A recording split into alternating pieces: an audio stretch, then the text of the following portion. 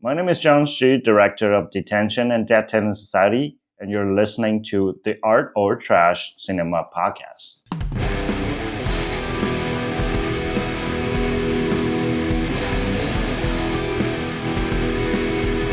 I spit on your grave.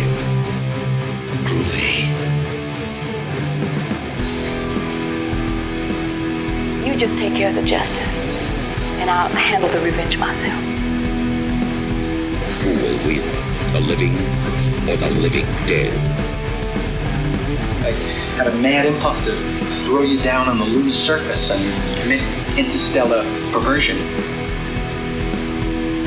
Her deadliest weapon is her body. We'll tear your soul apart.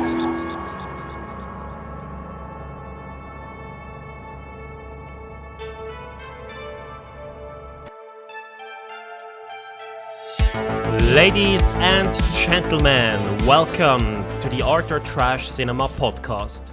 Today's episode is something a little special. It's another interview episode, and the first interview we recorded on the ground at this year's NIFFF, the Neuchâtel International Fantastic Film Festival. As usual with these interview episodes, we're keeping it in English. If you're new here, feel free to dive into our back catalogue. We've had the chance to talk with some truly fascinating directors over the years, and this interview is no different.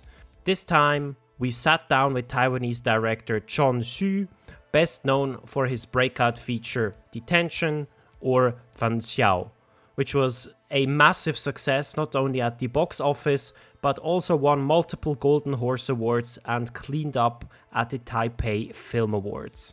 Detention was a serious horror film and marked a bold step forward in genre filmmaking in Taiwan. A horror film based on a video game, but blending in politically charged topics, which led to quite a bit of uproar. The film is banned in China and referred to as XX only in Chinese media's Golden Horse nomination reports. Now, John Hsu is back with a new film that is much more wholesome. We talked to him about Dead Talent Society, a charming horror comedy with incredibly creative ideas, emotionally realistic characters, and a loving look at society's screwballs in the face of hustle culture. We have covered a more detailed review of this film in German in our Art or Trash log episodes, specifically in volume 4 of this year's NIFFF. And honestly, John was just a joy to talk to, generous with his time, insightful, and yeah, we even got to have a beer together afterwards. Super nice guy, big shout out to him. Now, before we dive in, if you like what we're doing, please support us by following, rating, or leaving a quick review on your podcast platform of choice. It helps a lot and means the world to us. Thank you. All right, here's our conversation with John Hsu at NIFFF. Enjoy.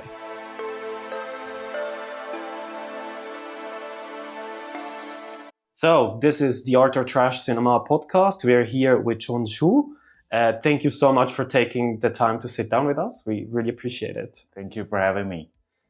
So we saw your new film, Dead Talent Society, earlier this week. Okay. We really enjoyed it, by the way. You actually sat right next to us in the open air, I think. But we didn't want to bother you because you already have to bother with us now. So I think that's good. Yeah.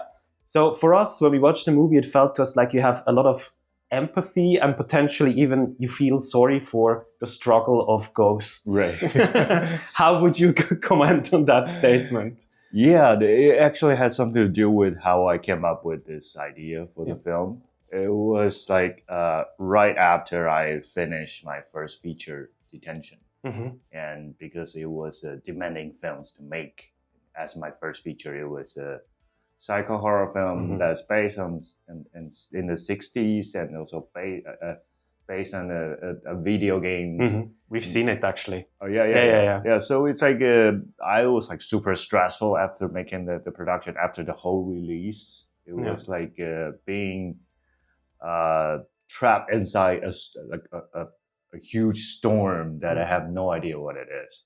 So after that, I think I decided I would step away from cinema for a period of time to like do the detox. I wouldn't even want to get close to theater or cinema for like at least 6 months. Yeah. And one of my producer friend, who eventually became the producer of Dead Talent Society, she was thinking about like, you cannot do that forever. So you cannot hide forever. So let's try to do something. So she dragged me to a horror film premiere in Taiwan, and it wasn't good. that film wasn't that good. And as a fan of the genre, it's quite difficult for me to be scared, because you know all the tropes, you know all the timing of the jump scare where they're gonna scare you. So I was like completely bored and almost fell asleep during the screening. And suddenly, when I see the ghost was like in the film was like crawling in the public toilet, and there was like it's full of shit and dirt, and she was like trying so hard, and her face was so twisted, but I felt nothing. I wasn't scared. I wasn't impressed, but she was like trying so hard, and that made me feel so bad. And I remember I was like, for some unknown reason, I was starting to cry. I would start crying during the screening. So but I have no idea why that happened. And after the screening, I was like talking to my producer, saying that we should make a film about the ghosts in horror films and how difficult it is for them to scare people, because to me it's probably the shittiest job in the world.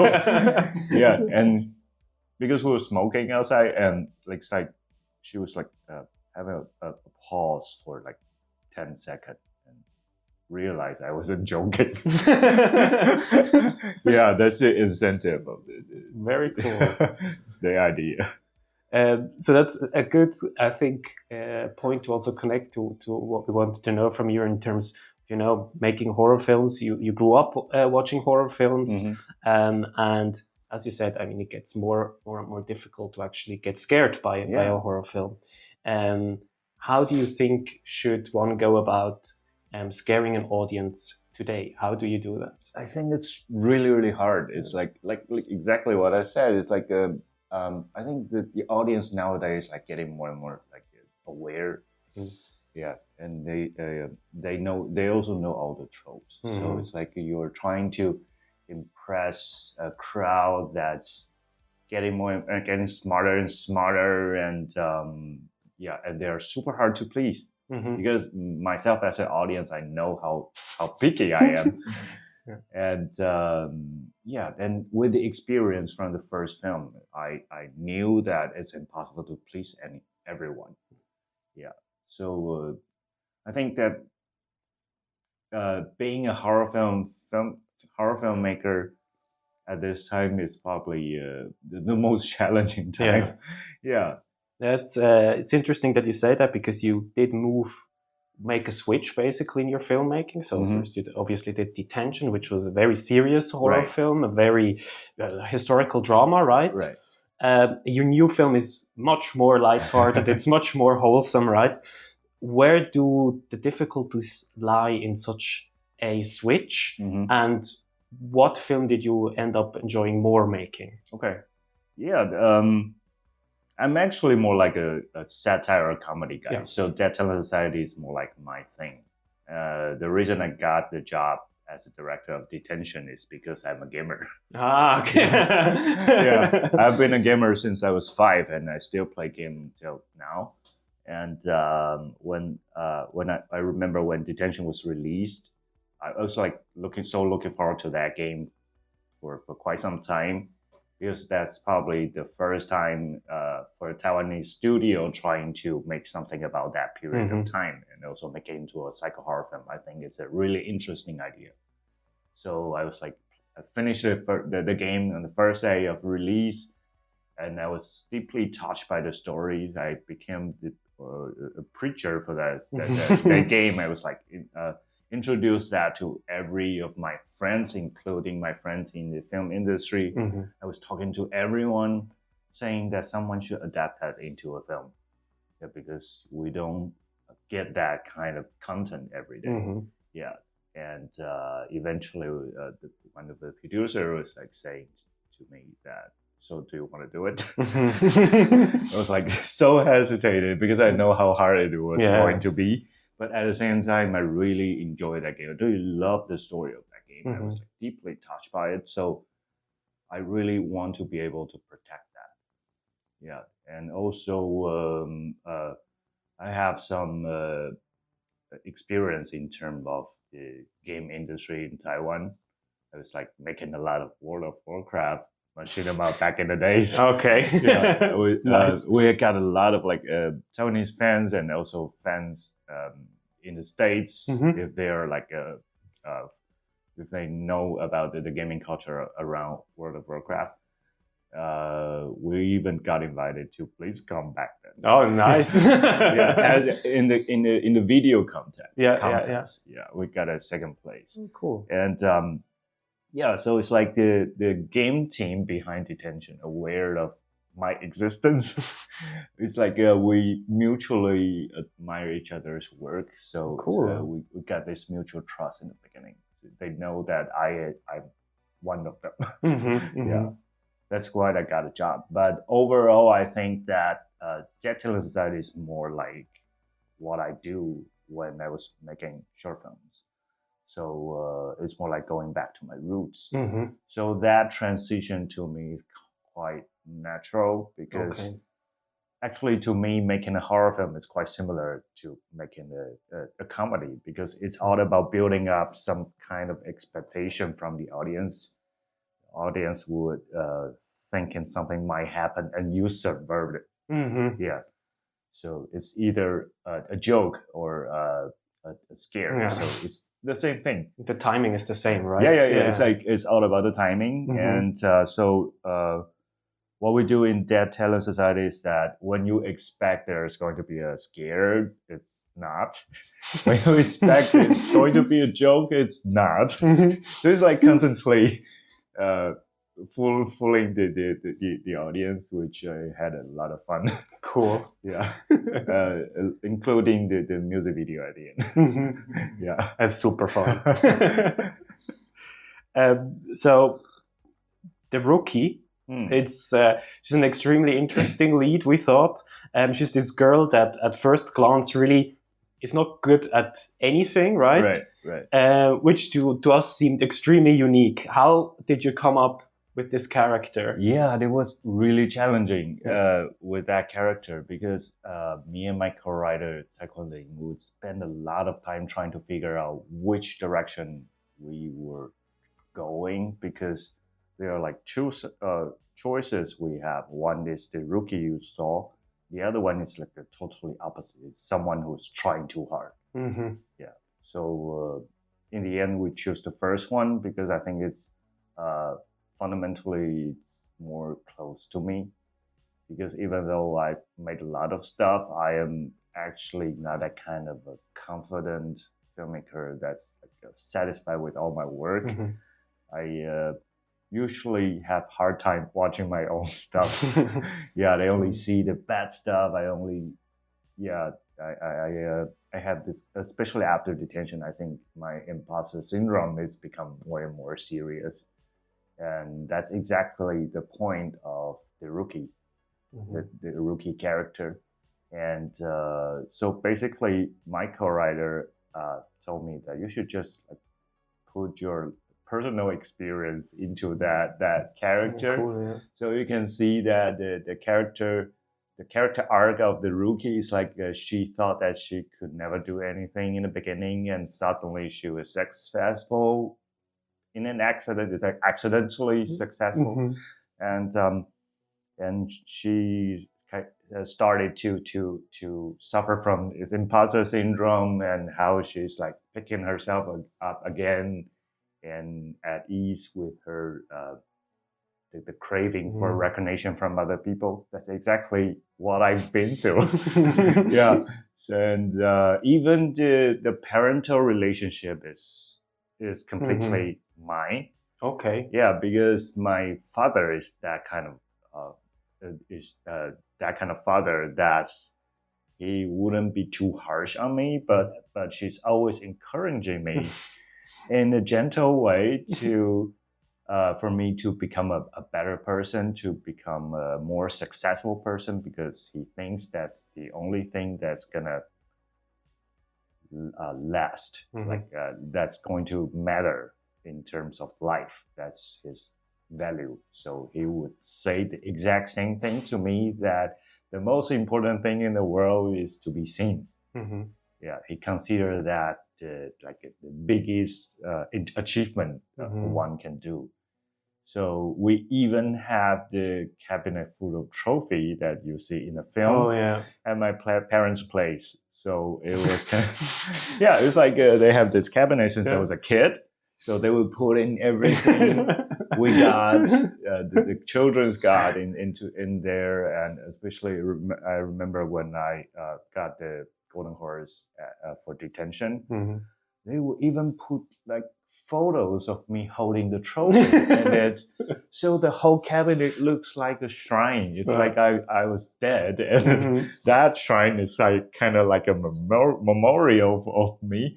So whenever I visit my parents, it just scares me. It's like I wouldn't even dare to watch that cabinet because it's so awkward. I was like so terrified by that cabinet, like for many years. So when I finally wrote that into the story, there's like one day I was like pretending to visit my parents and to take a picture of that cabinet, and I was like immediately sending to my production designer and saying that we just make a replica of that. So it's pretty much the same. Cool. It's the same. So when we decided that the rookie is going to be crushed by that cabinet, it's metaphorically and yeah, exactly what I've been. That's super cool. Yeah. So obviously you've already mentioned it, this sort of expectation to excel, to hustle, to be successful, to be seen. How do you as a director, other than this personal approach, connect to this hustle culture? How can we show this on film?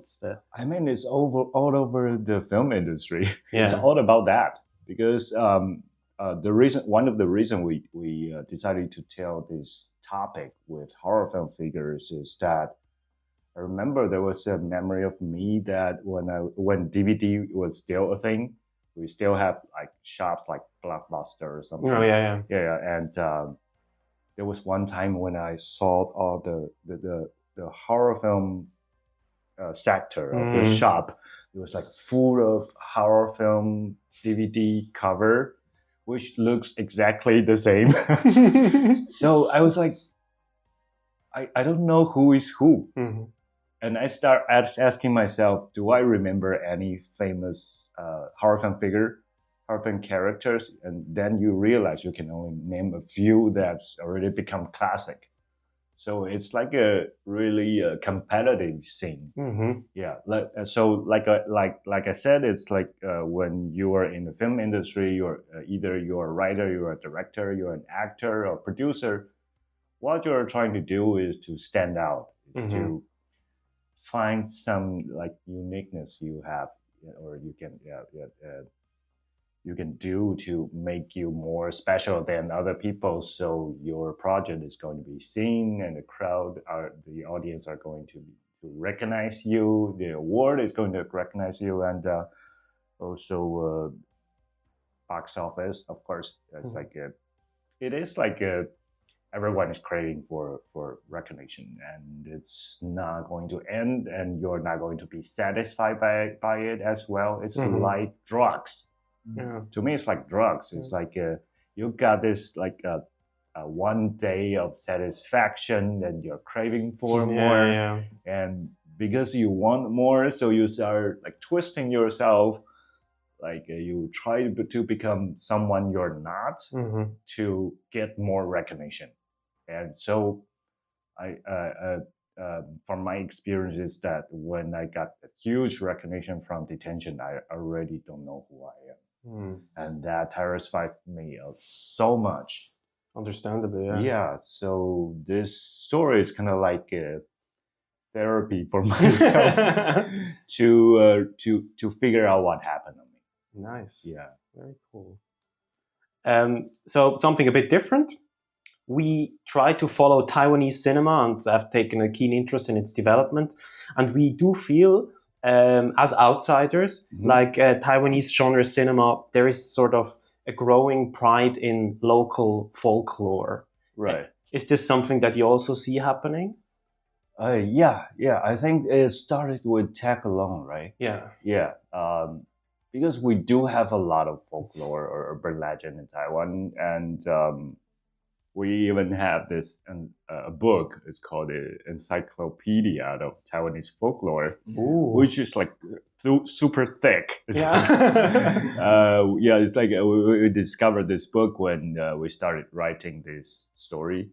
And it's like whenever we need some supporting role, we would just flick a page and see which. That's where the screw pine woman comes from, right? Yeah, that's an actual thing. She's really famous in my parents' generation. Okay. So when you see the interview in the film, it's like the old people are talking about how good the star was in their generation. Okay. Like, you kids don't know anything. The stars we had back in the 60s or 70s are the best, and that was kind of like the joke of that. Cool. Yeah. So we do have this like a lot of people are making the folklore into horror films, I think it's actually a franchise. They are actually a franchise. They are produced by the same company. Yeah, and so they would use a lot of like actual Taiwanese folklore figure and turn it into a horror film or a series. And they also those kind of a character did have like a parody version. Really? Yeah, like the Taclong Ghost. Oh yeah. There was the little girl in red dress. True, yeah. That was in our film, and she was considered like the top of the industry, even though she's just always like passing by and got recorded by the livings. So yeah, that kind of irony is also part of the game. Part of our idea is like, even though everyone's like craving for recognition, but in the end, the winner is actually someone who don't know nothing about it. Yeah, that's super cool. Yeah, and also they have recently they made a movie about those raincoat ghosts. I don't think we've seen that actually. Yeah, the yellow raincoat ghost. Oh, yeah. Yeah, and in Detention Society, they appear during the party. They are the one that's begging the cherry ghost and they don't want to go. Because before the raincoat ghost movie was released this year in Taiwan, before that, it's like that folklore has been forgotten for quite some time. It was like back in 80s or 90s that people were aware of it. So it's like a folklore that never got recognized. So you see it as a positive development in a way? I don't know. You're not sure. I'm not part of them. So fair. So I don't know. But I mean, it's always fun to know more folklore story. Yeah. And to me, it's more like we do have a lot of stuff like this, and the relationship between Taiwanese and the spirits are really complicated. It's like a lot of people believe they exist, and at the same time they respect the spirits and also scared of them. So we have all kind of a tradition that, like, you don't want to mess with them. You want to pay your tribute. For example, if you entering a new hotel room, like in the film, you need to knock on the door and say, "Excuse me." Yeah, that's an actual thing. Everyone does that. And whenever I go outside of Taiwan, like for example, when I'm here at New Chateau, when I enter a hotel room, I was having a hard time figuring out what kind of language I should say. Pardon? Excusez-moi? Excusez-moi, or pardon, or like, sumimasen. Try a couple of ones. Yeah. Because you never know. Yeah. That's funny. Something different as well. So if you had to recommend to a European audience 3 Taiwanese, I hope that's correctly pronounced, the Taiwanese language films, right? Yeah. Or in general, Taiwanese genre films. Which ones would you choose? Oh, wow. That's a tough question. We have a lot. Yeah. Yeah. Anything that comes to mind, really. Okay. One of them has already been a hit. It's Marry My Dead Body. Mm-hmm. Yeah. Sounds familiar. I don't think I've seen it. It was such a box office hit like 2 years ago. Yeah. It's a horror comedy about... we also have that folklore in Dead Talent Society because we have this folklore called... there's a ghost called the Red Envelope. Okay. I remember it was in a film and with a red dress and it's like handing out red envelope to everyone. Yeah. That was actually a folklore about if you see a red envelope outside somewhere on the floor, you shouldn't pick it up. Okay. Because it's kind of like an invitation to marry a ghost. So if you get the red envelope, you will see some kind of a hair inside. Oh yeah. It's from the family who has a deceased, usually female, that they wanted that their dead daughter would be able to marry to someone. So when you pick it up, you have to marry the ghost. So they would held a marital like ceremony, and it's so scary that you have to. They have this like a fake person, like a figurine, with a bride's dress, which is super terrifying, and you have to like do the ceremony and spend some money on it. That's super cool. Yeah. So the premise of that film was that there was like a stray guy who was a cop, and he was like a bit homophobic. And he got this red envelope, and turned out he's a guy. so he got haunted really by a gay ghost, and who actually died because of like it was like a tragedy and also like a conspiracy. So it's like it's actually a body cop film, but it's like the straight guy really police. Saw cracking a case with a gay ghost. And they eventually become really good friends and mutual understanding. Yeah. That's cool. It was really well made. Nice. With a lot of like interesting ideas. That's a very good recommendation. Yes. Thanks. And it's like everyone knows about it. They also had a Thai adaptation of that film. Really? Yeah. Yeah, it's funny that we haven't seen it, but we'll definitely go check that out. Yeah, it's like every Taiwanese watched that film 2 years ago. Cool. Yeah. So what we also do is we typically provide our listeners with drinking recommendations to the films. Yes. What do you mean drinking? Like alcohol? It can be. It doesn't have to be. Okay. To the films that we discuss, Okay. So we would like to know from you what recommendation as a drink you would give to watch Dead Talent Society. Definitely something with alcohol. Yeah, because it's such a wacky film that it's best enjoyed with a bunch of friends. Like even if you watch it on Netflix, you can still grab a bunch of beers or something like that. I think beer is probably the most suitable drink in big quantities. In big quantity. It's like whenever you see a new ghost character, you have a drink. That's a good one with the drinking game as well. Yeah. Perfect. Yeah. We actually have a really special beer in Taiwan. It's just called Taiwan beer. It's a brand, really good, and it tastes so different than any beer. Like other than that, it's like I don't know how they made it, but it sometimes tastes a little bit like rice, the mix between wheat and rice. Yeah. It's extremely good. It's super good. I know that there are a lot of fans outside of Taiwan that are like trying to import like Taiwan beer all the time. Yeah. That's it from us. Thank you so much. We really appreciate it. Yeah. Good.